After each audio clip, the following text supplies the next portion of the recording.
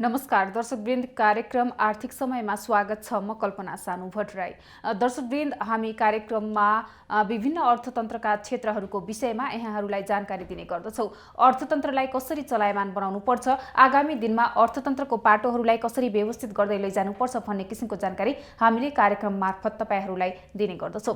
दर्शकवृन्द, COVID-19 को संक्रमण रोक्न भनेर सरकारले लागू गरेको लकडाउनले गर्दा अर्थतन्त्रका विभिन्न सूचकहरू अस्तव्यस्त भएको अवस्था रहेको छ।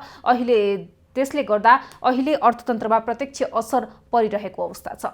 अर्थतन्त्र चलायमान हुन सकेको छैन। यसैगरी दर्शकवृन्द, अर्थतन्त्र चलायमान हुन नसक्नु र आगामी आर्थिक वर्षको बजेट आउने क्रममा रहेको छ। आज हामी विशेष गरी कार्यक्रममा आगामी आर्थिक वर्षको बजेटबारे यहाँहरूलाई जानकारी दिने गर्दछौँ। हिजो मात्रै नीति तथा कार्यक्रम सार्वजनिक भएको छ। नीति तथा कार्यक्रमले के कस्ता विषयवस्तुहरू समेटेको छ, त्यसमा जुन मानिसहरूको के कस्तो राय रहेको छ, सम्बन्धित व्यक्तित्वहरूको, यसबारे पनि हामी तपाईहरूलाई जानकारी दिने गर्दछौँ। दर्शकवृन्द, हामीले यो आर्थिक समयमा विशेष गरेर सरकारले नीति तथा कार्यक्रममा जुन यो विकास निर्माणको पाटो, कृषि, सरकारी जुन यो सहकारी कारोबारहरूदेखि लिएर सरकारी कार्यक्रमहरूलाई पनि अगाडि बढाउने, यसलाई डिजिटलाइज गर्ने पनि कुरा राखेको छ। जुन यो कृषि क्षेत्रलाई पनि व्यवस्थित गर्दै आगामी दिनहरूमा पर्याप्त रोजगारी सृजना गर्ने लगायतका विषयवस्तुलाई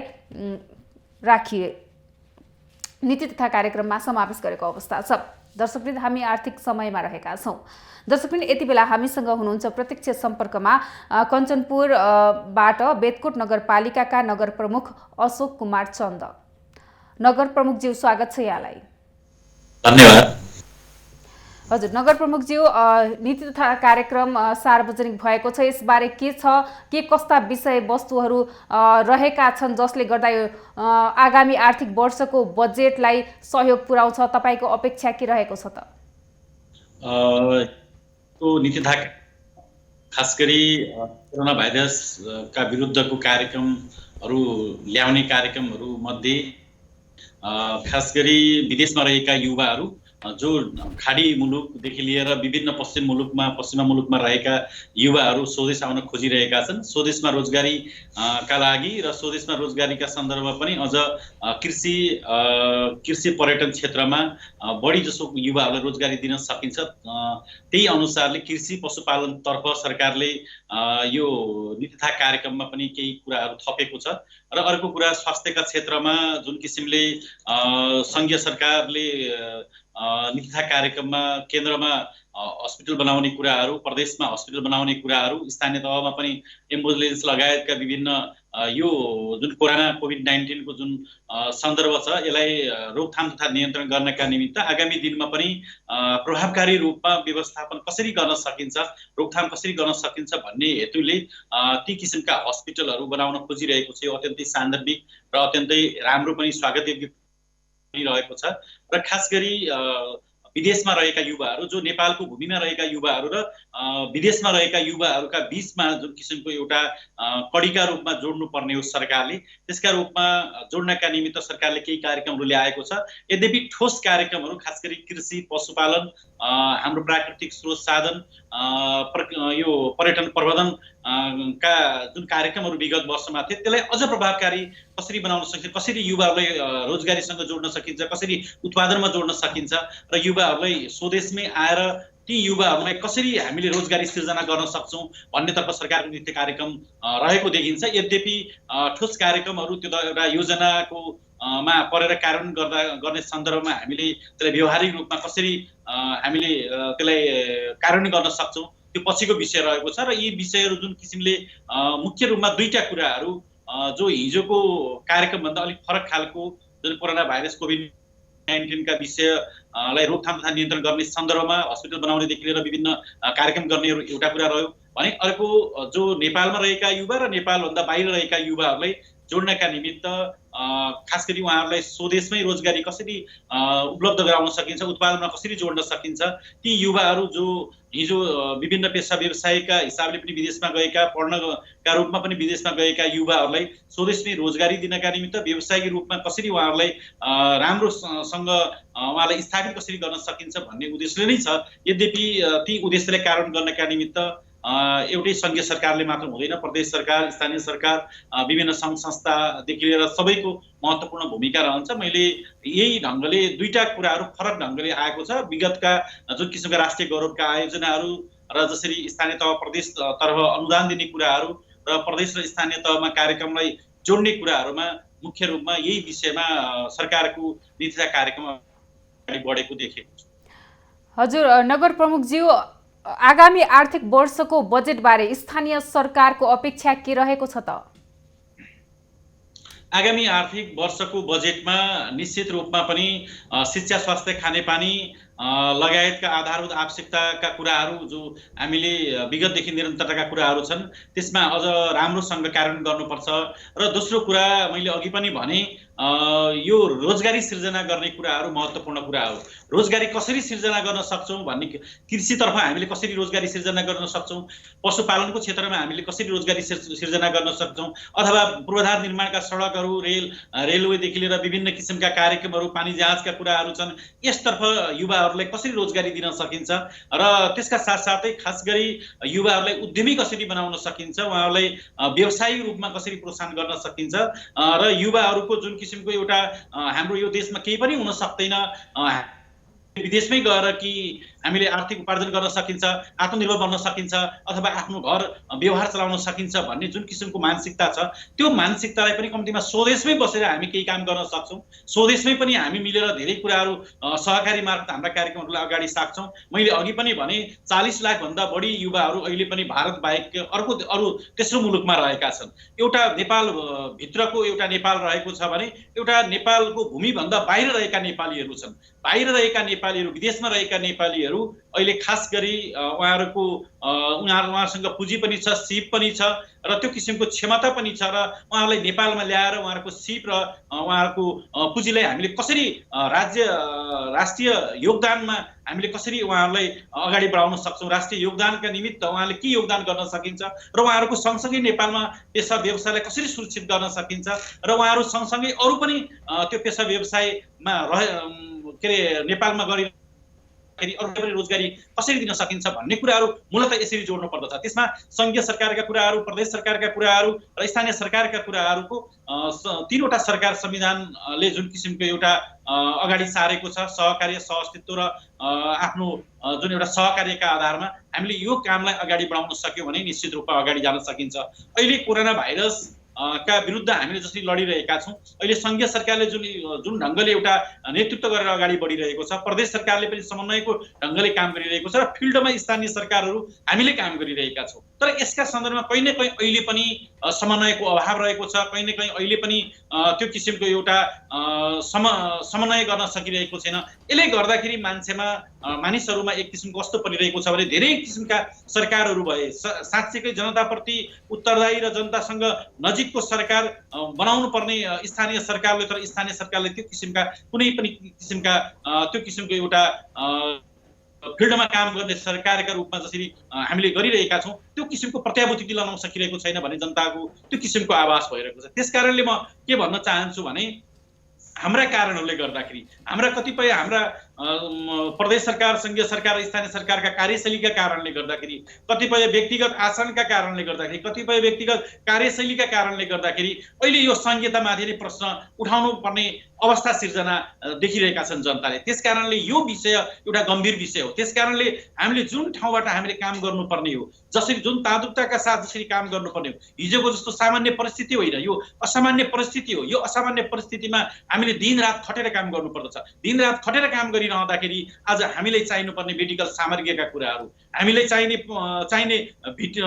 PCR टेस्ट गर्दाखेरि हामीले चाहिने VTM का कुराहरू, यी कुराहरू हामीलाई उपलब्ध भइरहेका छैन। हामीले दिनरात ती क्वारेन्टाइनमा रहेका मानिसहरूसँग हामी रहेका छौँ। दिनरात हामी इन्डियादेखि देशबाट आएका मानिसहरूको सम्बन्धमा हामी रहेका छौँ। उहाँ अहिले पनि सीमामा अल्पत्रमा रहनु भएको छ। सीमामा अल्पत्र रहेका नेपालीहरूलाई उहाँहरूलाई प्रक्रिया पुरा गरेर उहाँलाई क्वारेन्टाइनमा राख्नुपर्ने अवस्था छ। तर क्वारेन्टाइनमा राख्नका निमित्त त्यो PCR टेस्ट गर्ने कुराहरूको अभाव रहेको छ। अहिले पनि मेडिकल सामग्रीको अभावको कुराहरू रहेको छ। हिजोको जस्तो अभाव छैन, तर पनि अझ पनि अभाव छ र खास गरी एउटा मापदण्ड प्रदेश सरकारले बनाएको छ, एउटा मापदण्ड सङ्घीय सरकारले बनाएको छ, हामीले पनि मापदण्ड बनाएका छौँ। तर पनि हामीले जुन किसिमको नेपालीहरू आज भारतका विभिन्न सहरहरूबाट भारतले पछिल्लो चरणमा खास गरी लिपुलेकको कुराहरू आइसकेपछि सहरका विभिन्न ठाउँबाट नेपालीहरूलाई आफ्नो घर जाऊ भनेर उहाँहरूलाई त्यहाँबाट धपाइरहेको अवस्था छ। उहाँहरूको नेपालका विभिन्न सीमा नाकाहरूमा बसिरहेका छन् आज दुःख पीडाका साथ। हजुर नगर प्रमुखज्यू, त्यस कारणले पनि उहाँहरूलाई नेपालमा ल्याउनुपर्छ। त्यो नेपालमा ल्याउनका निमित्त तथ्याङ्क सङ्कलन गर्नुपर्छ। स्थानीय तहको भूमिका के हुन सक्छ, स्थानीय सरकारको भूमिका, त्यसपछि प्रदेश सरकारको भूमिका, सङ्घीय सरकारको भूमिका, राजनीतिक पार्टीहरूको भूमिका, स्थानीय प्रशासनको भूमिका, यी सबैको आफ्नो ठाउँबाट लाग्न सक्यो भने उहाँलाई सजिलै ढङ्गले हामीले नेपालमा ल्याउन सक्छौँ। हामीलेसँग अहिले पर्याप्त रूपमा क्वारेन्टाइनहरू छैनन्। हामीले थप क्वारेन्टाइन बनाउनु पर्ने आवश्यकता छ। आज सबै राजनीतिक पार्टीहरूसँग मिलेर हामीले सहकार्य गर्नुपर्ने आवश्यकता छ। कतिपय प्रशासनका मानिसहरूले सहकार्य गर्न खोजिरहेका छैनन्। त्यस कारणले सहकारी राजनीतिक पार्टीहरूसँग सहकार्य गरेर विभिन्न विद्यालयहरूसँग हामीले विद्यालयका घरहरूलाई, विद्यालयका भवनहरूलाई हामीले लिनुपर्ने आवश्यकता छ। कतिपय सामुदायिक भवनका भवनहरूलाई हामीले लिनुपर्ने आवश्यकता छ। कति त्यतिले पनि पुगेन भने हामी सहर बजारमा नजिक रहेका होटल व्यवसाय गरिरहेका होटल व्यवसायका सञ्चालकहरूसँग हामी कुराकानी गरेर होटल व्यवसाय होटलका कोठाहरूमा हामीले लिजमा लिएर भए पनि उहाँलाई क्वारेन्टाइनमा राख्नुपर्ने अवस्था छ। यो कुरा विरुद्ध सोचका निमित्त आज हाम्रो सीमित स्रोत साधन जिल्लामा एउटा सङ्कट व्यवस्थापन केन्द्र रहेको छ, जसको संयोजक प्रमुख जिल्ला अधिकारी हुन्छ। प्रमुख जिल्ला अधिकारी सुरक्षा निकायका प्रमुखहरू र स्वास्थ्यको प्रमुख त्यसको सदस्य हुनुहुन्छ। तर जनता उहाँको निकट सम्बन्ध छैन। त्यसकारणले जनताले के चाहिरहेका छन्, जनता कस्तो समस्या भोगिरहेका छन्, जनताले आज आरटीटी टेस्ट गर्नुपर्ने आवश्यकता छ, जनताहरूलाई पीसीआर टेस्ट गर्नुपर्ने आवश्यकता छ। त्यो पीसीआरको अभाव रहेको छ। पीसीआरको माग गर्दाखेरि आज विभिन्न ढङ्गले त्यो मापदण्ड देखाएर पीसीआर उपलब्ध हुने त्यो भिटिएम हामीलाई उपलब्ध हुन सकिरहेको छैन। हामी यो अवस्थामा छौँ। त्यसकारणले स्थानीय सरकारलाई के हुन सक्छ, सङ्घीय सरकारले उपलब्ध गराउन सक्छ कि प्रदेश सरकारले उपलब्ध गराउन सक्छ कि, यदि सक्दैन भने स्थानीय तहको आफ्नै बजेटले पनि हामी त्यो किन्न चाहन्छौँ त्यो भिटिएम र हामी त्यो पीसीआर चेक गर्ने ती मेसिनहरू किन्न चाहन्छौँ, हामी आफै गर्न सक्छौँ। तर त्यो पनि किन्ने अवस्था छैन। कसले उपलब्ध गराइदिने? आज यसरी स्थानीय तह आज हामी अगाडि बढिरहेका छौँ। अहिले पनि स्थानीय तहको कुरा गर्ने हो भने अहिले पनि विभिन्न भारतका विभिन्न सहरहरूबाट युवाहरू युवतीहरू त्यहाँ रहेका नेपालीहरू आज फोन गरिरहेका छन्, हामीले नेपालमा आउने व्यवस्था गर्नु पर्यो। हामी प्रमुखज्यू, मैले यहाँलाई रोक्न चाहे। प्रमुखज्यू, अहिले जस्तो रोजगारी अत्यन्त आवश्यक पनि बनेको छ, आगामी दिनमा रोजगारी सृजना गर्नको लागि के छ त स्थानीय सरकारको रोजगारी क्षेत्रलाई रोजगारी सृजना गर्नको लागि के कस्ता योजना छन्, यसबारे बताइदिनुहोस् न। सङ्घीय सरकारको नीतिथा कार्यक्रम हिजो पेश भएको छ। प्रदेश सरकारको नीतिथा कार्यक्रम अब आउने अवस्था छ। त्यसपछि स्थानीय सरकारको नीतिथा कार्यक्रम हामी ल्याउँछौँ। स्वाभाविक रूपमा स्थानीय तहको नीतिथा कार्यक्रममा सङ्घीय सरकार र प्रदेश सरकारको नीतिथा कार्यक्रममै लिङ्केज गरेर हामी पनि अगाडि बढाउन चाहन्छौँ। उहाँहरूको भावना र उहाँहरूको स्पिड अनुसार केही हाम्रा नयाँ प्रस्तुतिहरू पनि हामी गर्न चाहन्छौँ। खास गरी हाम्रो स्थानीय तहमा अथवा स्थानीय तहले गर्नुपर्ने कुराहरू भने कृषिलाई जुन बाँझो रहेको जमिनलाई कसरी राम्रो बनाउन सकिन्छ, कसरी उत्पादनको क्षेत्रमा लगाउन सकिन्छ एउटा कुरा। त्यसै गरी पशुपालनका क्षेत्रमा विभिन्न किसिमका अनुदानका कुराहरू, विभिन्न किसिमका व्यवसाय कसरी गर्न सक्छ, तालिमका कुराहरू हुन सक्छन्। उहाँहरूलाई पशुपालनमा गर्नुपर्ने अनुदान दिने कुराहरू हुन सक्छन्, अथवा विभिन्न उद्योग साना किसिमका उद्योगहरू निर्माण गर्नुपर्ने कुराहरू हुन सक्छ। यसतर्फ लगानी गर्न चाहन्छौँ। र अर्कोतर्फ हामीसँग रहेको प्राकृतिक स्रोत साधनहरू छ, ढुङ्गा गिट्टी बालुवा पानी लगायतका वन जङ्गलहरू रहेको छ, जडीबुटीहरू रहेको छ। र यसतर्फ पनि युवाहरूलाई कुन कुन ठाउँमा कस्तो कस्तो उद्योग र कसरी काम गर्न सकिन्छ भन्ने कुराहरू, तालिम दिने कुराहरू, रोजगारी सिर्जना गर्ने कुराहरूमा हाम्रो बजेट त्यतातर्फ केन्द्रित हुन्छ भने अर्कोतर्फ भनेको पर्यटन व्यवसाय अहिले बाह्य पर्यटक आउने सम्भावना छैन। भित्रीको आन्तरिक पर्यटन पनि अहिले जान सक्ने अवस्था छैन। तर भोलि अझ यो कोरोना भाइरसलाई नियन्त्रण गर्न सकियो भने यसतर्फ हामी युवाहरूलाई योतर्फ एउटा रोजगारी दिने कुराहरू गर्न सक्छौँ। र अर्को कुरा भनेको भौतिक पूर्वाधार निर्माण गर्नुपर्ने कुराहरू, राष्ट्रिय गौरवका आयोजनाहरू छन्, या प्रदेश गौरवका आयोजनाहरू रहेका छन् र नगर गौरवका आयोजना रहेका छन्। र त्यसबाट पनि हामीले खास गरी बाटो निर्माणका कुराहरू, पुल निर्माणका कुराहरूदेखि लिएर विभिन्न कामहरू, नदी तटबन्धनका कुराहरू, यी कुराहरूमा पनि युवाहरूलाई जोडेर त्यसमा हामी त्यो कार्यक्रमलाई अगाडि बढाउन चाहन्छौँ हाम्रो नीतिथा कार्यक्रममा। त्यसै गरेर युवाहरूलाई आत्मनिर्भर कसरी बनाउन सकिन्छ, युवाहरूलाई रोजगारीमा कसरी जोड्न सकिन्छ भन्ने कुरा नै हाम्रो यो वर्षको प्राथमिकताको विषय रहेको छ। र अर्कोतर्फ कोरोना भाइरस नियन्त्रण नहुन्जेलसम्मका निमित्त कोरोना भाइरस कोभिड-19 का विरुद्ध यो अभियानलाई हामीले नेपालबाट कोरोनालाई हटाउनका निमित्त, यसलाई निष्क्रिय पार्नका निमित्त हामीले के काम गर्न सकिन्छ, रोजगारी साथसाथै हामीले खास गरी अहिले ज्याला मजदुरी गर्ने मानिसहरू, अहिले थोरै मात्रै जग्गा जमिन भएका मानिसहरू भोगमरीबाट समस्या उत्पन्न भइरहेको छ। हामीले पहिलो चरणको राहत झन्डै 3500 घर परिवारलाई राहत दिएका छौँ। फेरि पनि राहत दिनुपर्ने आवश्यकता छ। यो राहत हामीले यदि 6 महिना 1 वर्षसम्म यदि यो देशमा फेरि पनि कोरोना भाइरस रह्यो भने ठुलो पुँजी हामीले राहत वितरणमा खर्च गर्नुपर्ने आउँछ। यसको सुशासनका कुराहरू, पारदर्शिताका कुराहरूलाई पनि हामीले मुख्य रूपमा ध्यान दिएका छौँ। यो सँगसँगै हामीले के काम गर्न चाहन्छौँ भने अहिले नेपालमै रहेका युवाहरू खास रोजगारी नपाएर, अहिले लकडाउनका कारणले ज्याला मजदुरी गर्न नपाएर जो मानिसहरू अहिले समस्यामा रहेका छन्, ती मानिसहरूलाई हामीले रोजगारी दिनका निमित्त कम्तीमा PCR जाँच गरेर एउटा जुन क्षेत्र हुन्छ, नगरपालिका होस् अथवा एउटा वडा हुनसक्छ, एउटा बस्ती हुनसक्छ, त्यो भित्र सबै हामीले PCR टेस्ट गरेर अथवा RDT टेस्ट गरेर त्यो एरियामा सबै नेगेटिभ निस्क्यो भने त्यसलाई सेफ एरिया घोषणा गरेर बाहिरका मानिसहरूको आवाज जावत बन्द गर्ने, आवागमन बन्द गर्ने, त्यो भित्र विभिन्न विकास निर्माणका कामहरू गर्न सकिन्छ। त्यसकारणले पनि हामी त्यतातर्फ पनि हाम्रो सोच रहेको छ। अथवा यो अहिले दिन प्रतिदिन अहिले कोरोना भाइरस बढ्दो तीव्र गतिमा अगाडि बढिरहेको छ। त्यसले गर्दाखेरि पनि के गर्न सकिन्छ, हामीले मात्रै गरेर हुने अवस्था छैन। प्रदेश सरकार र सङ्घीय सरकारले पनि अब यो लकडाउन कहिलेसम्म राख्ने हो, कहिलेसम्म लम्ब्याउन सकिन्छ र कहिलेसम्म यो स्थितिलाई नियन्त्रणमा नल्याउन्जेलसम्म, अनुकूलतामा नल्याउन्जेलसम्म के गर्न सकिन्छ भन्ने कुराहरू सङ्घीय सरकारले मुख्यतः यो रणनीति अगाडि सार्नुपर्छ। त्यसमा सहायक रूपमा हामी पनि स्थानीय सरकारको तर्फबाट हामी यी कामहरूलाई अगाडि सार्न चाहन्छौँ। प्रमुखज्यू, जस्तो नीति तथा कार्यक्रममा भनिएको छ कृषि क्षेत्रलाई डिजिटलाइज गर्ने पनि भनिएको छ। यसको लागि के पूर्वाधार तपाईँले पर्याप्त देख्नुहुन्छ त? कतिको सम्भव छ? अहिले तत्काल खास गरी हाम्रो जस्तो नगरपालिका जो विकास उन्मुख अथवा सहर उन्मुख नगरपालिकाका रूपमा हामीले लिएका छौँ, हाम्रो जस्तो नगरपालिकामा केही ठाउँमा बाहेक अरू ठाउँमा यस्तो डिजिटलाइजेसन अहिले तत्काल गर्न सकिने सम्भावना छैन। यद्यपि सहर बजार ठाउँमा विभिन्न नगरपालिका अथवा महानगरपालिका जो अत्यन्तै राम्रो पहुँच भएको ठाउँमा त्यो किसिमको विभिन्न किसिमको यो पूर्वाधार तयार भएको सन्दर्भमा त्यहाँ लागू पनि हुनसक्छ। तर हाम्रो ठाउँमा सबै ठाउँमा लागू हुँदैन भन्ने कुरा पनि होइन, आंशिक रूपमा लागू हुनसक्छ र धेरै ठाउँमा लागू गर्न सक्ने परिस्थिति अहिले छैन। हजुर प्रमुखज्यू, कञ्चनपुरमा तपाईँको नगरपालिकाभित्र सञ्चालनमा रहेका जुन विकास निर्माणका कार्यहरू, राष्ट्रिय गौरवका आयोजनाहरू पनि रहेका छन्, के छ त्यसको अवस्था? के छ? त्यसलाई सञ्चालन गर्दै हुनुहुन्छ अथवा ठप्प रहेका छन्? त्यसको प्रकृति अहिले कस्तो रहेको छ त? राष्ट्रिय गौरवका आयोजना र राष्ट्रिय प्राथमिकता प्राप्त आयोजना हाम्रो नगरपालिकाभित्र पनि छन्।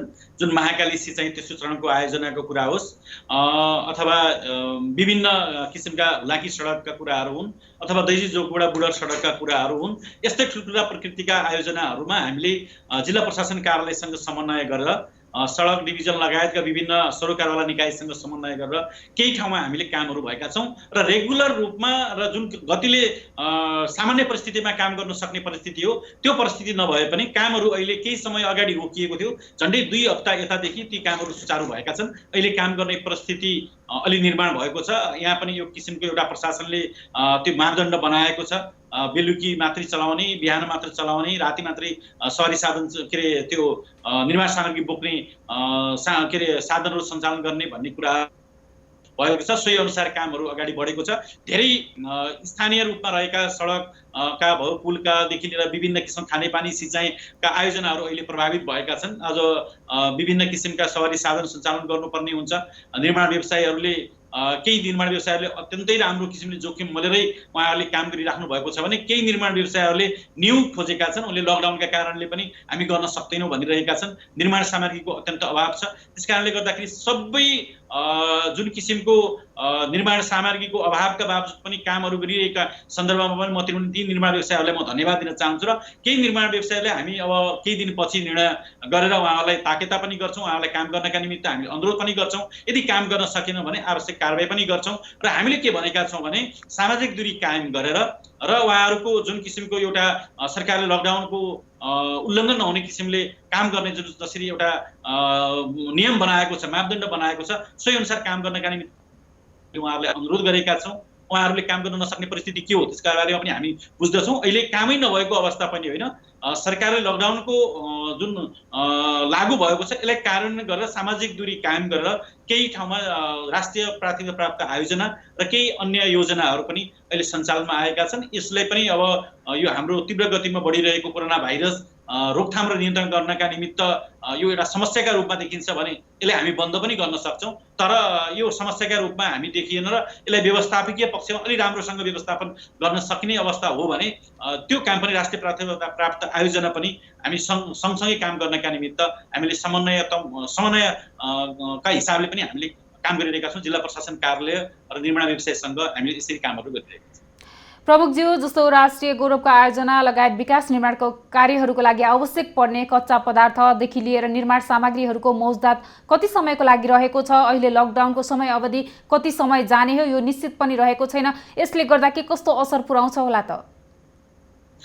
निश्चित रूपमा पनि अहिले निर्माण सामग्रीको अत्यन्त अभाव छ। यद्यपि केही निर्माण व्यवसायीहरूले पहिलादेखि नै आफूलाई त्यो निर्माण सामग्री आफूसँग रहेको अवस्थाका कारणले पनि उहाँहरूले काम गरिराख्नु भएको छ र केही निर्माण सामग्री हुँदाहुँदै पनि कृत्रिम रूपमा कालोबजारी गर्ने कुराहरू पनि हाम्रो यहाँ त्यस्तो रहेको छ। यद्यपि प्रशासनले हामी सबैले त्यो किसिमको एउटा निगरानी पनि गरिरहेका छौँ। अहिले कम्तीमा एक महिनासम्मका निमित्त निर्माण सामग्री हामीसँग रहेको जस्तो हामीलाई लागिरहेको छ र त्योभन्दा बाहेक यदि लकडाउन अवधि थपियो भने निर्माण सामग्रीको पनि अत्यन्तै अभाव सिर्जना हुने हामीले देखेका छौँ। त्यसो हुँदाखेरि जुन किसिमको राष्ट्रिय प्राथमिकता प्राप्त आयोजना, राष्ट्रिय गौरवका आयोजनाहरू निश्चित रूपमा पनि प्रभावित हुन्छन् र उहाँहरूको जुन समयावधि भित्र काम सम्पन्न गर्नुपर्ने हो त्यो समयावधिभित्र काम सम्पन्न हुने अवस्था देखिँदैन।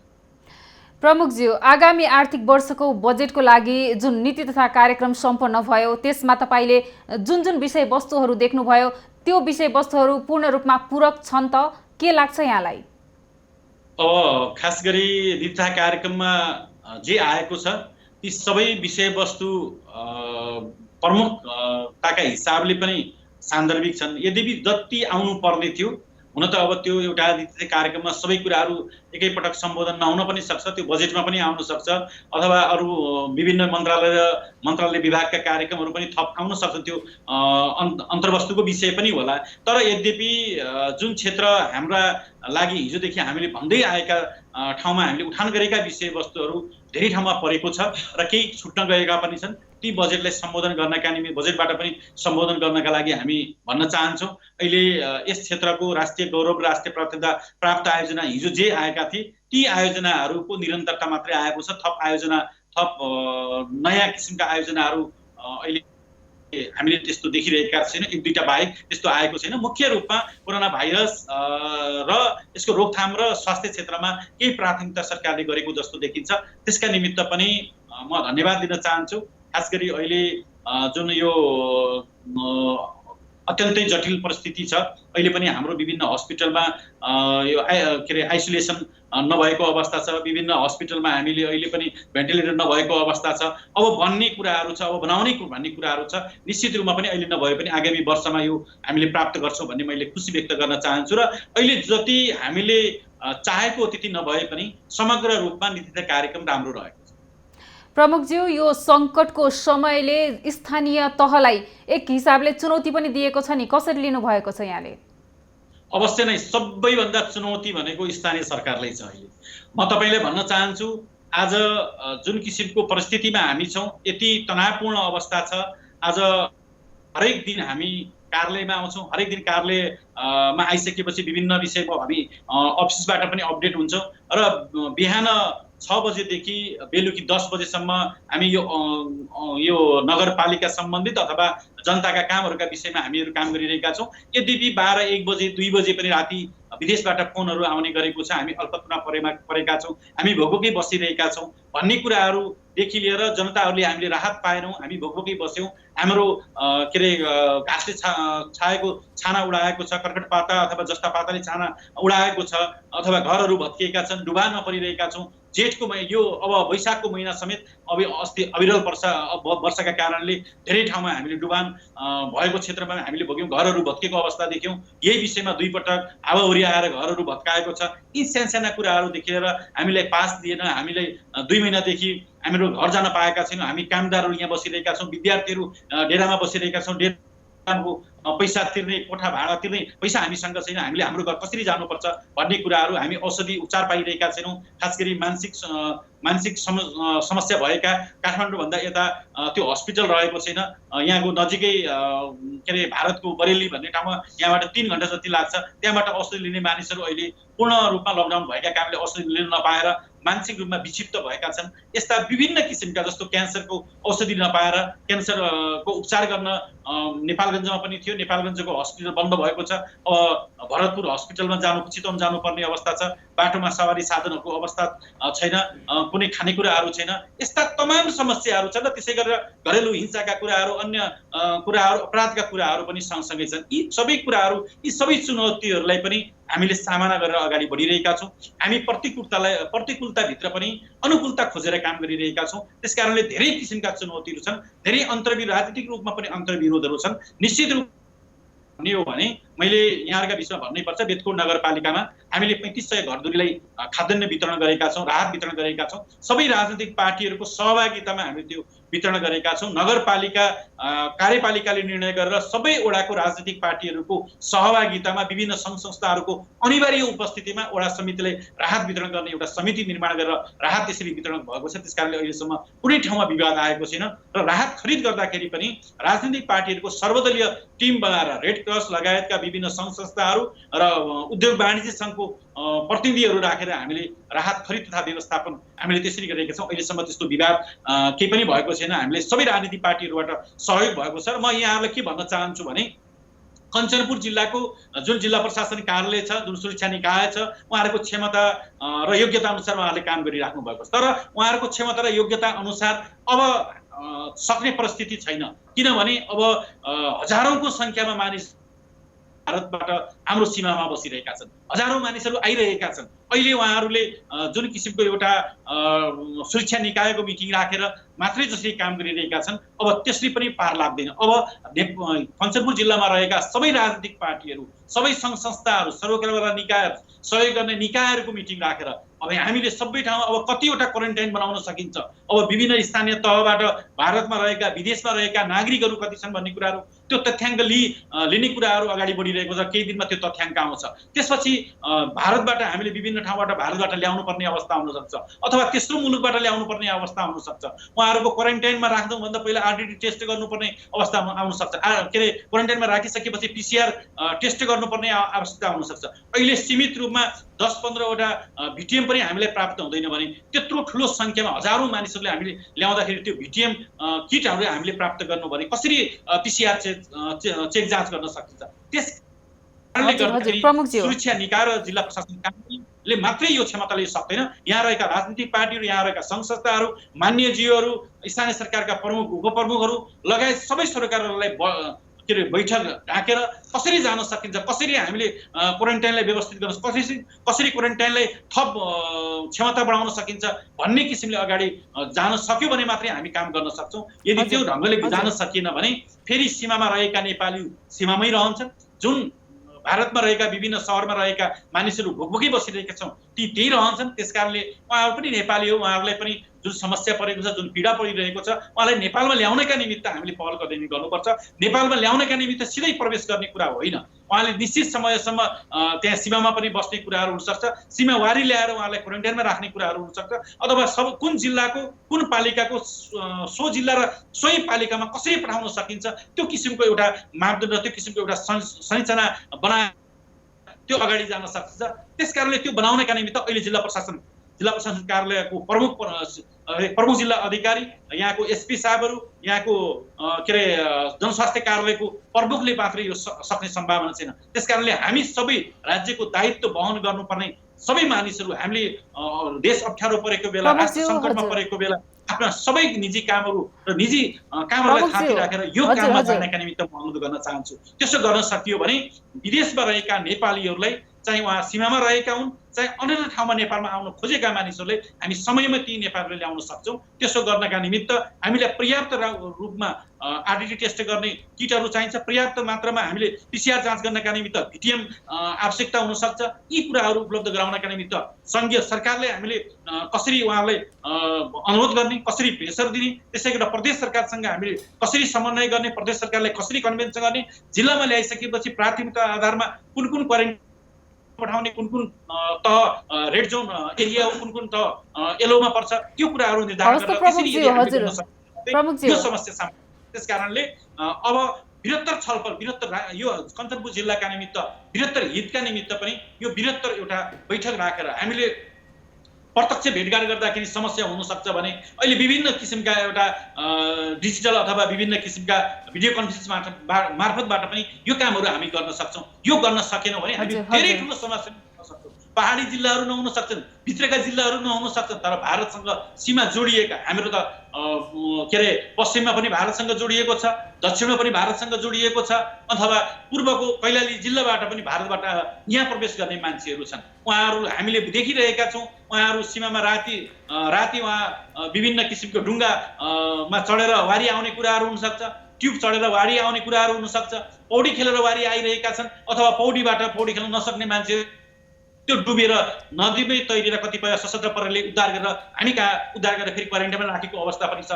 यो अवस्था कहिलेसम्म झेल्ने? त्यस कारणले इलिगल बाटो भन्दा पनि अवैधानिक तौरले भन्दा पनि वैधानिक तौरले भारतमा रहेका नेपालीलाई भित्र्याउनका निमित्त हामीले आफ्नो ठाउँबाट कसरी सहयोग गर्न सक्छौँ, कसरी क्वारेन्टाइनको क्षमता बढाउन सक्छौँ, कसरी उहाँहरू आउने बित्तिकै हामीले के अरे पिसिआर जाँच गर्न सकिन्छ, कसरी उहाँहरू आउने बित्तिकै हामीले आरटिटी टेस्ट गर्न सकिन्छ, यस्ता साधनका निमित्त हामी उपलब्ध कसरी हुन सक्छ भन्ने विषयमा अब हाम्रो छलफल त्यतातिर दोहोरिन सक्छ। अझ पनि हाम्रा बिचमा लकडाउन अगाडि बढिरहेको छ, राहत वितरणका कुराहरू, राहत नपाएका कुराहरू विभिन्न ठाउँमा हुन सक्छ, त्यो पनि एउटा विषय हुन सक्छ। त्यो विषयलाई पनि हामी समाधान गर्नु, तर सबैभन्दा पहिलो यो ठुलो समस्या भएको छ भारत लगायतका विभिन्न देशबाट आउन खोजेका मानिसहरूलाई ल्याउने कुराहरूमा आज सरकार गम्भीर उहाँहरू घरमा आएर गाउँलेबाट फेरि सहरमा आएका मानिसहरूबाट यो हाम्रो ठाउँमा ल्याउनु हुँदैन, हाम्रो घरमा हुँदैन, होम क्वारेन्टाइनमा बस्दाखेरि पनि ल्याउनु हुँदैन भन्ने कुरा एकातिर छ भने हामीले बनाएका क्वारेन्टाइनमा पनि हाम्रो गाउँमा किन राखियो, हामीले यो ठाउँमा राख्दाखेरि हामीलाई रोग सर्छ भन्ने किसिमका विभिन्न किसिमका प्रायोजक समूहहरू पनि हाम्रा बिचमा छन्। यी कुराहरू त हामीले सम्झाउने बुझाउने प्रयत्न पनि गरिरहेका छौँ, तर बुझेर पनि बुझ पछाउने मानिसहरू पनि छन्। यी ठुलो समस्यामा आज स्थानीय तह रहेको छ, स्थानीय सरकार रहेको छ। त्यसकारणले प्रमुखज्यू यहाँको समय र संवादका लागि धन्यवाद। दर्शकवृन्द, हामी आर्थिक समयमा रहेका छौँ। हामीले अर्थतन्त्रको क्षेत्रहरूको विषयमा यहाँहरूलाई जानकारी दिने क्रममा यति बेला हामीले भर्खरै मात्र हामीसँग हुनुहुन्थ्यो बेदकोट नगरपालिका कञ्चनपुरका नगर प्रमुख अशोक कुमार चन्द।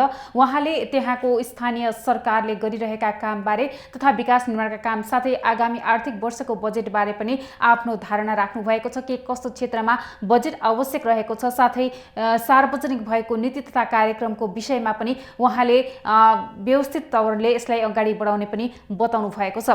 दर्शकवृन्द, हामी आर्थिक समयमा रहेका छौँ। अहिले यो आगामी आर्थिक वर्षको बजेटले के कस्ता विषयहरूलाई सम्बोधन गर्नेछ, के कस्ता एजेन्डाहरू लिएर अगाडि बढ्नेछ, यो निकै नै महत्त्वपूर्ण विषय पनि बनेको छ। साथै नीति तथा कार्यक्रम सार्वजनिक भएसँगै कृषि क्षेत्रलाई मुख्य प्राथमिकतामा राखेर अगाडि बढ्ने विषय पनि आइरहेको अवस्था छ।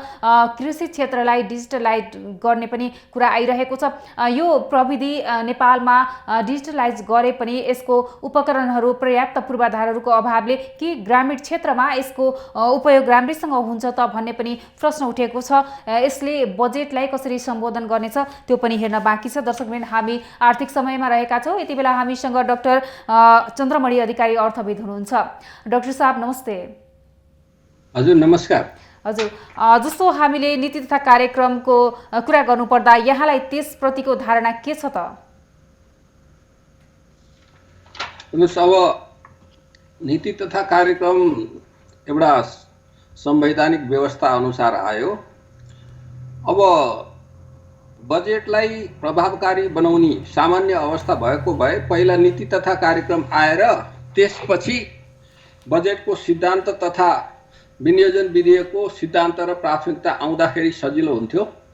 तर मलाई लाग्छ त्यो संविधानको 15 दिन अगाडि नै यो सिद्धान्त तथा प्राथमिकता पेश गरिसक्नुपर्ने संवैधानिक व्यवस्था अनुसार सरकारले पहिला बजेटका सिद्धान्त र प्राथमिकताहरू ल्यायो, त्यसपछि चाहिँ नीति तथा कार्यक्रम आयो। अब यसरी आउँदाखेरि नीति तथा कार्यक्रमले बजेटका सिद्धान्त र प्राथमिकतालाई निर्देशित गर्नुपर्ने र अर्थ मन्त्रालयको एउटा चाहिँ नि अर्थ मन्त्रालयको धारणाको रूपमा सिद्धान्त तथा प्राथमिकता आउने, उसले म यो बाटो जान्छु, यो सिद्धान्त अपनाउँछु भनेर भन्ने पर्ने विषयमा अलिकति यो क्रम चाहिँ अलिकति उल्टो नै पर्या छ। एक, अब नीति तथा कार्यक्रम यसरी आउँदाखेरि अब सिद्धान्त र प्राथमिकता र नीति तथा कार्यक्रममा कता कता यसो हेर्दा सामञ्जस्यता पूर्ण रूपमा हुनुपर्ने जति नभएको हो कि जस्तो पनि अलिकति देखियो। त्यसले होला अब जहाँसम्म यसको नीति तथा कार्यक्रमको यहाँले कुरा गर्नुभयो, नीति तथा कार्यक्रमको सन्दर्भमा धारणा व्यक्त गर्नुभयो। नीति तथा कार्यक्रम को नीतिहरू 9वटा नीतिहरू लिएको छ। यसले नीतिहरूलाई यसो सरसर्ती हेर्दा त स्वाभाविकै देखिन्छ। यसले अब आन्तरिक अर्थतन्त्रलाई अधिकै आत्मनिर्भर बनाउनु पर्ने, अब देशभित्रै रोजगारी सिर्जना गर्नुपर्ने, आन्तरिक उत्पादन वृद्धि गर्नुपर्ने, आर्थिक क्रियाकलापलाई सुचारू पनि गर्नुपर्ने र त्यसमा प्रभाव पनि गर्नुपर्ने भन्ने जस्ता कुराहरू आएको छ। आयोजनाहरूलाई पूर्ण प्राथमिकीकरण गरेर जाने र स्वदेशमै रोजगारी सिर्जना गरेर आत्मनिर्भर अर्थतन्त्रको निर्माण गर्ने, अर्थतन्त्रको क्षमता विकास गर्ने जस्ता कुराहरू आएका छन्। यसलाई स्वाभाविकै मान्नुपर्छ। तर नीति आइसकेपछि नीति अनुसारका जुन प्राथमिकताहरू छन्, कार्यक्रमहरू छन्, त्यो कार्यक्रमहरू चाहिँ अलिक छरिएर आए। हेर्नुहोस्, छरिएर आए। अब यसले के देखियो भन्दाखेरि भन्न चाहिँ पुनः प्राथमिकीकरण गर्ने योजनाहरूको भन्यो नीतिले, तर प्राथमिकीकरण गर्ने सन्दर्भमा अब आन्तरिक स्रोत, बाह्य स्रोत सङ्कुचन हुन्छ भनेर माथि भन्छ, त्यो स्वाभाविक पनि हो। तर स्रोत सङ्कुचन भइसकेपछि अब हामीले बजेटको आकार धेरै ठुलो त्यो कारणले पनि लान सक्दैनौँ। अर्को कुरा, हाम्रो बजेट खर्च गर्ने क्षमता पनि हामीलाई थाहा छ। यो कोरोना नआउँदै पनि हाम्रो फागुनसम्मको 8 महिनाको चाहिँ नि खर्च प्रगति हेर्ने नहो भने, लकडाउन नहुँदैको अवस्थासम्म हेर्ने हो भने पनि 25% पनि पुँजीगत खर्च नआएको अवस्था, राजस्व परिचालन पनि लक्ष्यभन्दा तलै रहेको अवस्था, अर्थ मन्त्रालयले 6 महिनाको प्रति चाहिँ नि समीक्षा गर्दा, अर्धवार्षिक समीक्षा गर्दाखेरि पनि पुँजीगत खर्च छुट्याएको 80% मात्रै गर्न सक्ने भए, राजस्व 95% चान्चुन मात्रै जति मात्रै परिचालन हुन्छ भनेर भनिसकेको अवस्था थियो भने हामी त्यसै पनि अलिकति ओह्रालो नै लागेका थियौँ। आर्थिक वृद्धि पनि त्यति बेला नै त्यो 5% को हाराहारीमा 6% सम्म भइहाल्छ कि भनेर आकलन भएको थियो। तर अहिले त सबै कुरा अर्थतन्त्रका 80% क्रियाकलाप ठप्प भएको अवस्था छ। अब यो अवस्थामा स्वाभाविक ढङ्गले राजस्व परिचालन चाहिँ नि 65% सम्म कुल विनियोजन के अरे यो अनुमान गरेकोमा त्यति भयो भने नि ठुलो कुरा हो। अब हामीले वैदेशिक सहयोग परिचालन गर्नुपर्ने, आन्तरिक ऋण परिचालन गर्नुपर्ने छ। त्यसमा पनि ऋण परिचालन धेरै गर्दाखेरि हुने जोखिमहरू, विकसित राष्ट्रको दाँजोमा कुल गार्हस्थ्य उत्पादनको कति प्रतिशतसम्म जाने भनेर भन्यो भने हामी विकसित राष्ट्रको अमेरिकाको, जापानको दाँजोमा जान सक्दैनौँ। उनीहरूको त कुल गार्हस्थ्य उत्पादनको चाहिँ 100% भन्दा अमेरिकाको माथि पुगिसक्यो, जापान झन्डै 300% पुगिसकेको अवस्था छ। तर हाम्रो अर्थतन्त्रले भोलि त्यो रिपेमेन्ट गर्न, पुनर्भुक्तानी गर्नलाई हामीले सक्दैनौँ। त्यसकारणले गर्दा त्यसको कति प्रतिशतसम्म जाने, वार्षिक बजेटको हिसाबले कति ऋण लिने कुल गार्हस्थ्य उत्पादनको र आउटस्ट्यान्डिङ भनेको तिर्न बाँकी ऋणको कुल गार्हस्थ्य उत्पादनको कतिसम्म राख्ने भनेर भन्यो भने पनि 50% भन्दा हामी माथि जानु हुँदैन। हजुर। अब त्यो दृष्टिकोणबाट हेर्दा पनि साधन र स्रोत पनि हामीसित चाहिँ नि कम हुने, हाम्रो क्षमता पनि त्यति नभएको अवस्थामा बजेटको आकार ठुलो बनाउँदाखेरि पुँजीगत खर्च चाहिँ नहुने, फेरि पनि चालु खर्च चाहिँ त्यो गिलासको पानी घोप्ट्या जस्तो जाने, पुँजीगत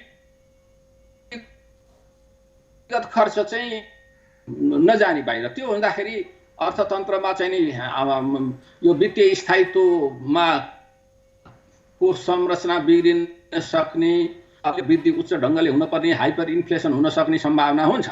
यी सबै दृष्टिकोणबाट हेर्दाखेरि हामीले हिजोका सबै कुरा चाहिँ पनि राख्ने र अहिले कोभिडको कारणले निम्त्याएको कुरालाई पनि सम्बोधन गर्छु भनेर भन्ने, त्यो सबै गर्दाखेरि त यसले चाहिँ बजेट निर्माणमा बजेट विनियोजन गर्ने बेलामा चाहिँ यो खुद्रा स्तरमा जाने हो कि धेरै ठाउँमा छरिने हो कि, र त्यसले चाहिँ हामीले भनेको चाहिँ आत्मनिर्भर अर्थतन्त्रको निर्माण पनि हुन नसक्ने, उत्पादनशील क्षेत्रमा खर्च पनि हुन नसक्ने, त्यो अनुकूल रोजगारी पनि हुन नसक्ने जोखिम चाहिँ बढ्ने हो कि भन्ने मलाई अलिकति कता कता डर लागेको छ। त्यसकारणले गर्दा यसलाई अब मैले कसरी लिएको छु भने सरकारको ले गर्छु भन्ने नियत राखेको, तर चाहिँ नि नीति तथा कार्यक्रम ल्याउँदाखेरि त्यो अहिलेको अवस्था अनि त्यसलाई र हिजोको चाहिँ हाम्रो आवश्यकतालाई सम्बोधन गर्नुपर्ने विषयलाई नीतिमा सम्बोधन गर्ने र नीति र कार्यक्रमको बीचमा तालमेल गर्ने विषयमा, सामञ्जस्यता कायम गर्ने विषयमा ओजिलो ढङ्गको नीति तथा कार्यक्रम आएन भन्ने मलाई लाग्यो। हजुर डाक्टर साहब, जस्तो यहाँले भने जस्तै समस्यालाई सम्बोधन गर्न खोजेको छ नीति तथा कार्यक्रममा, तर पनि चुनौतीहरू के देख्नुहुन्छ त यसमा? होइन, तपाईँलाई मैले भनिहालेँ। अब चाहिँ तपाईँको के छ भने हामीसित एउटा त हामीसित साधनै कम हुन्छ एक, त्यसकारणले साधनको परिचालन हाम्रो सबभन्दा ठुलो चुनौती हो। अब दोस्रो चुनौती भनेको चाहिँ योजनालाई प्राथमिकीकरण गर्ने सन्दर्भमा योजनालाई हाम्रा चाहिँ नि हिजोका क्रियाकलापलाई सबै क्रियाकलाप अगाडि बढाउन सक्दैनौँ। त्यसकारणले हिजोका कार्यकलापमध्ये कुन चाहिँ बढी उपयुक्त छन् भनेर चाहिँ नि त्यसको स्क्रिनिङ गर्ने सन्दर्भमा पनि चुनौती देखियो। र साथै चाहिँ नि अर्को के चुनौती देखियो भनेदेखि तपाईँको यो अहिलेको कोरोनाको कारणले गर्दा जुन रोजगारी देशभित्रै पनि रोजगारी गुमेको अवस्था, कति साना उद्योग व्यवसायहरू बन्द भएको अवस्था, भोलि तीमध्ये फेरि सञ्चालन सबै नै हुन्छ भन्ने छैन, कतिपय मध्ये त्यसमा सञ्चालन नहुने अवस्था सिर्जना भएको छ। विदेशबाट 4-5 लाख मान्छे आउन भनेर चाहिँ नि तयार भएर बसेका छन्। भोलि फेरि त्यो अहिलेको चरित्र हेर्दा हाम्रा चाहिँ गन्तव्य स्थानहरूको ती अर्थतन्त्रहरूको अवस्था हेर्दा, त्यहाँ चाहिँ नि यो सङ्क्रमण फैलिएको अवस्था हेर्दा, अन्तर्राष्ट्रिय बजारमा तेलको मूल्य घटेको हेर्दा, मन्दी सिर्जना भएको कुराहरू हेर्दा के हुन्छ भने अरू थप 5 लाख जति मान्छे आउँछन् र बजारमा आन्तरिक हिसाबले जनसङ्ख्याको हिसाबले 15 वर्ष पुगेर बजारमा प्रवेश गर्ने जनशक्ति फेरि नियमित छँदैछ। त्यो हिसाबले 20-22 लाख जनशक्ति जुन छ, त्यो जनशक्तिलाई रोजगारी दिने सन्दर्भमा र ठोस कार्यक्रम ल्याएर यो क्षेत्रमा यति रोजगारी सिर्जना हुन सक्छ भन्ने चाहिँ आकलन चाहिँ नि अहिलेसम्म गरि नसकेको सरकारले यसको अध्ययन गर्छु भनेर भनेको छ। सरकारले अहिलेसम्म यसको अध्ययनको एउटा चरणको अध्ययन गरिसकेको हुनुपर्दथ्यो। त्यसकारणले गर्दा त्यसको व्यवस्थापन गर्ने सन्दर्भमा पनि चुनौती देखाएको छु। यदि त्यो 20-22 लाख जनशक्तिलाई त्यो उचित व्यवस्थापन गर्न सकिएन, उत्पादनशील क्षेत्रमा काममा लगाउन सकिएन, उनीहरूको हातमा काम र समयमा गोजीमा दाम दिन सकिएन भने त्यसले यो सामाजिक चुनौती पनि सिर्जना गर्छ। शान्ति सुरक्षा अमन चयनमा पनि त्यसले असर पार्न सक्छ र सरकारलाई पनि चुनौती हुन सक्छ भोलिका दिनमा। त्यसकारणले गर्दा अब एकातिर साधन र स्रोत जुटाउने चुनौती, अर्को भएको प्राप्त हुने साधनबाट हिजोका आवश्यकता र अहिलेका आवश्यकतालाई समायोजन गरेर ती आवश्यकताको पुनर्संरचना गरेर ती आवश्यकताहरू पुरा गर्ने सन्दर्भमा चुनौती।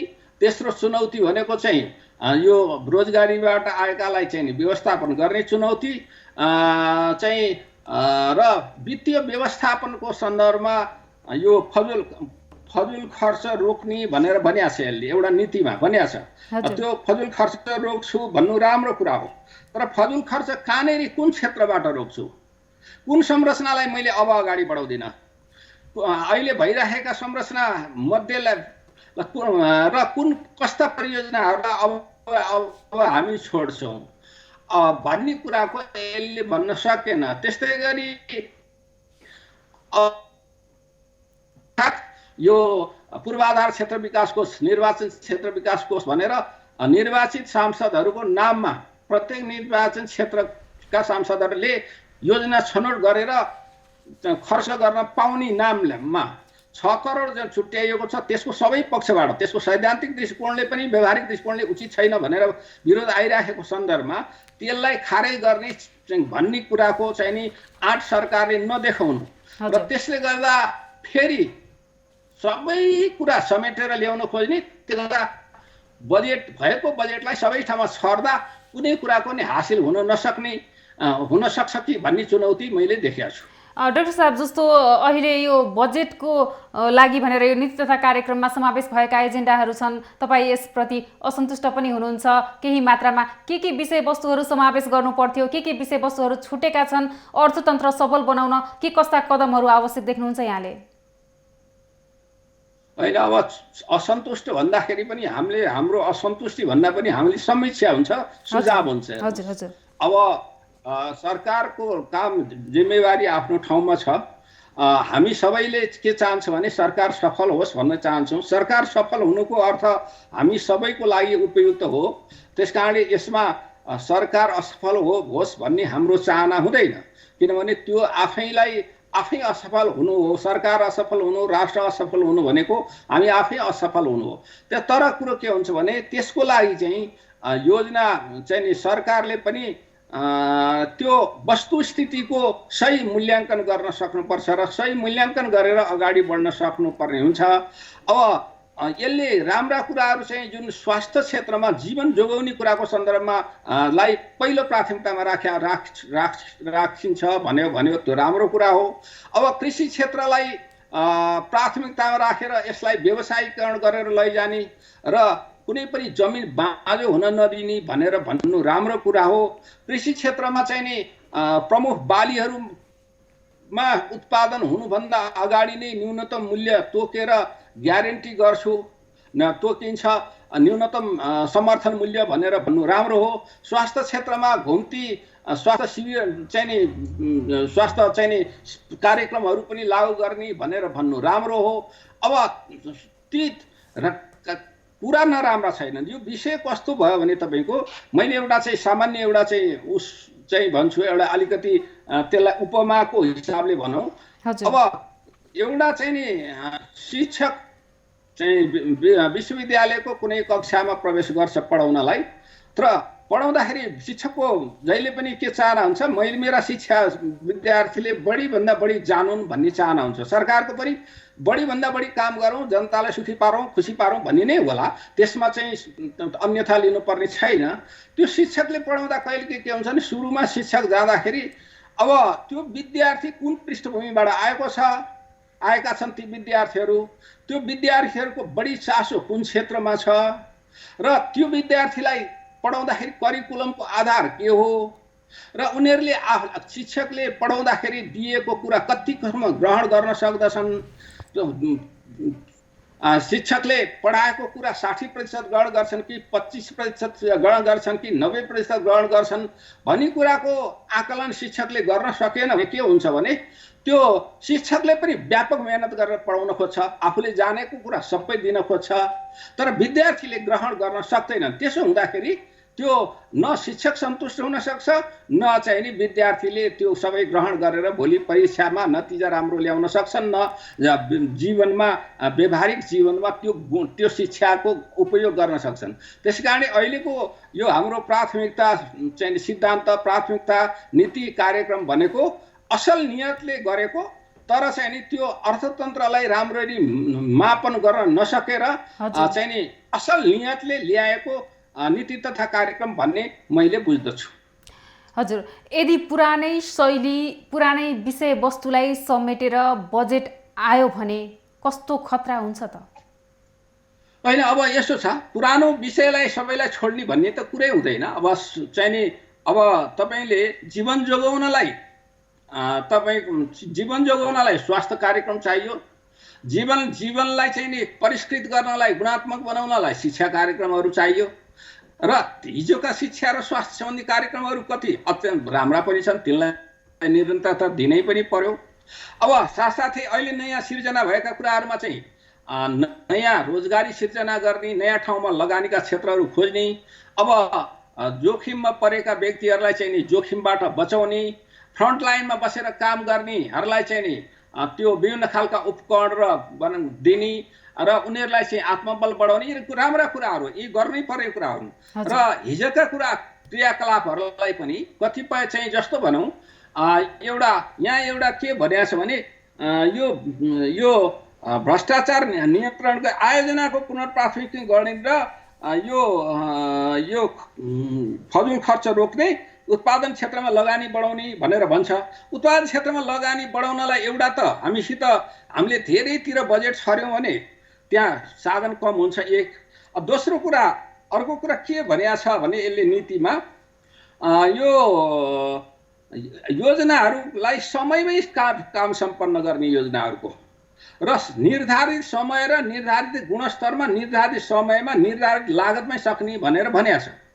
तर अहिलेसम्म हामीले काम गरे हेऱ्यो भने तपाईँलाई मैले एउटा उदाहरण दिन्छु। तपाईँको यो मध्य पहाडी राजमार्ग लोकमार्ग अर्थात् मध्य पहाडी पुष्पलाल लोकमार्ग भनेर भन्छ, त्यो चाहिँ अत्यन्त उच्च प्राथमिकतामा राखेको लोकमार्ग हो। त्यो मध्य पहाडी राजमार्गको मध्य पहाडी क्षेत्रको विकासको लागि आवश्यक पनि छ। तर 33 अर्ब रुपियाँ खर्च हुने भनेको ठाउँमा त्यसमा अहिलेसम्म 84 अर्बको चाहिँ नि लागत पुगिसक्यो। अब त्यसमध्ये 42% काम भएको छ, 48% चाहिँ भौतिक प्रगति 42% भएको छ, 48% चाहिँ यो के रकम चाहिँ खर्च भएको छ। त्यसकारणले गर्दा हामी त्यो हिजोको हाम्रो पाठ सिक्नुपर्छ। त्यसरी हेर्दा हामीले ठ्याक्कै त्यसरी गरिहाल्ने हाम्रा कुनै पनि यहाँ चाहे यो रूपान्तरणकारी योजना भनेर भनौँ, नयाँ ल्याएका योजनाहरू कार्यक्रमहरू जुन छन्, प्रधानमन्त्री चाहिँ कृषि योजना, प्रधानमन्त्री रोजगार योजना, राष्ट्रपति चुरे कार्यक्रम, राष्ट्रपति महिला उत्थान कार्यक्रम भनेर आएका छन्। अब केही यो रूपान्तरणकारी योजना भनिएको छ, कसैलाई चाहिँ 22-23 वटालाई चाहिँ तपाईँको राष्ट्रिय गौरवका आयोजना भनिएको छ। यी सबैलाई हामीले त्यही ढङ्गले लान सक्छौँ त भन्ने प्रश्न छ यहाँनिर। किनभने हामीलाई त नयाँ ढङ्गले काम गर्नुपर्ने, नयाँ प्राथमिकता राखेर काम गर्नुपर्ने हुनाले अब ती योजनाहरू मध्ये पनि कतिपयलाई अलिक पछाडि धकेल्नु पर्ने अवस्था होला र कतिपय योजनाहरू चाहिँ हिजोका दिनमा राजनीतिक प्रभावको कारणले, अन्य प्रभावको कारणले अथवा चाहिँ त्यति बेला आवश्यकता अनुसार योजना राखिएको तर थोरै बजेट राखिएको, ती योजनाहरूमा चाहिँ प्रशासनिक खर्च मात्रै भएको, त्यसको पूर्ण तयारी नभएको, अगाडि बढ्न नसकेका त्यस्ता योजनाहरू जुन छन् तिनीहरूलाई यहाँबाट हामी झिक्छौँ। ती योजनाहरू कुनैलाई स्टप नै दिन्छौँ, कुनैलाई पछाडि सार्छौँ भन्ने कुराको सङ्केत पनि गर्न सकेको भए के हुन्थ्यो भने बजेट निर्माण गर्दा भोलिका दिनमा त्यो कुरालाई टेकेर गर्दाखेरि बजेट रकमको विनियोजन उपयुक्त क्षेत्रमा उपयुक्त तरिकाले जुन ढङ्गले प्राथमिकतामा राखिएको छ त्यही अनुपातमा बजेट पनि विनियोजन गर्न सकिन्थ्यो। त्यसो नहुँदाखेरि भोलि प्राथमिकता चाहिँ उच्च तहमा पर्ने तर बजेट विनियोजन न्यून भएर जाने जोखिम बढेर जान्छ। तपाईँको पहिला कृषिमा के हुन्थ्यो भने कृषिलाई उच्च प्राथमिकता भनेर भन्यो तर बजेट चाहिँ अत्यन्त कम हुन्थ्यो। अहिले पछिल्ला वर्षहरूमा कृषिको बजेट बढेर गएको छ है, तर कार्यान्वयन पक्ष कमजोर भएको छ। कृषिमा दिएका अनुदानहरू चाहिँ नि मिसयुज भएको छ भनेर सरकारकै प्रतिवेदनहरूले आएका छन्। त्यसकारणले गर्दा यी कुराहरूमा अलिक मेन ढङ्गले हेर्नु पर्थ्यो हेर्नुपर्छ अनि मात्रै भोलि बजेट चाहिँ राम्रो बन्छ भन्ने हाम्रो आग्रह हो सरकारसँग। हवस् त डाक्टर साहब, यहाँको समय र संवादको लागि धन्यवाद। दर्शकवृन्द, हामी आर्थिक समयमा रहेका छौँ। हामीले भर्खरै मात्र अर्थविद डाक्टर चन्द्रमणि अधिकारीसँग नीति तथा कार्यक्रमको के कस्तो उहाँले प्रतिक्रिया दिनुहुन्छ त्यसबारे हामीले जानकारी प्राप्त गरेका छौँ। आगामी आर्थिक वर्षको बजेटलाई कसरी समीक्षा गर्नुभएको छ नीति तथा कार्यक्रम मार्फत भनेर। दर्शकवृन्द, हामीले आर्थिक समयमा अर्थतन्त्रका विभिन्न पक्षहरूलाई कसरी सबल बनाउन सकिन्छ, अर्थतन्त्रका सूचकहरूलाई कसरी मापन गर्न जरुरी छ अहिले सरकारले, त्यसबारे पनि हामीले जानकारी दिँदै आएका छौँ।